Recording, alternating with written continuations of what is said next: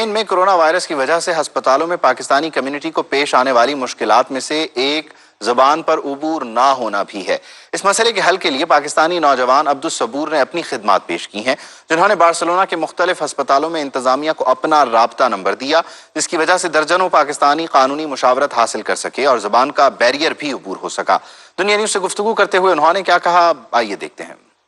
Pakistan Tehreek Insaf Spain کے plate form سے چونکہ میں مختلف عہدوں پر فائز رہا ہوں،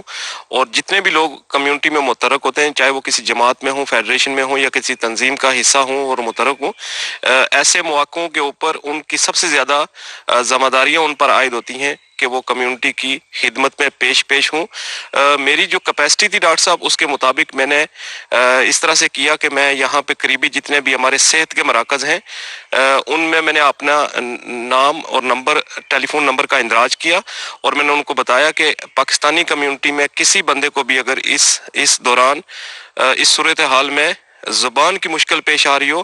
تو وہ مجھ سے رابطہ کریں، اور ہسپتال والے بھی مجھ سے رابطہ کر سکتے ہیں۔ تو اس کے علاوہ میں نے سوشل میڈیا کے ذریعے اپنے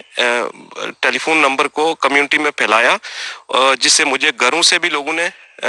کالز کی، جن میں ان کے ادویات کے مسائل تھے، جن کو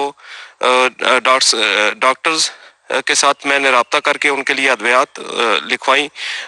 کئی لوگوں کی ادویات جو ہے وہ ختم ہوئیں، اس کے بعد ان کی تجدید کروائی۔ اس کے علاوہ جتنے بھی یہاں پہ صوبائی حکومت نے لوگوں کے لیے امداد کا اعلان کیا، تو اس میں لوگوں کو چونکہ زبان کی مشکلات پیش آ رہی تھی اور لوگوں کو سمجھ نہیں آ رہی تھی، بہت سارے لوگوں کو، کہ کس طرح سے اس کو آن لائن اپلائی کرنا، اس میں نے کوشش کی لوگوں کو ہیلپ آؤٹ کرنے کی۔ اس کے علاوہ جتنے بھی ہمارے پاکستان میں اس وقت پاکستانی ہمارے بھائی پھنسے ہوئے ہیں، جو اس صورتحال کی وجہ سے فلائٹس نہ ملنے کی وجہ سے یہاں پر نہیں آ رہے، تو میں نے اپنا سوشل میڈیا پر نمبر پھیلایا اور ان کو یہاں کے حوالے سے جو ہے معلومات جتنی بھی تھیں وہ ان تک پہنچائی۔ ابھی بھی ان کے ساتھ دن رات ہماری کوآرڈینیشن جاری ہے۔ ایک واٹس ایپ گروپ بھی اس میں ہم لوگوں نے بنا دیا ہے، جس میں بہت سارے لوگ جو پاکستان میں اس وقت مشکل حالات سے دوچار ہیں، ان کو ہم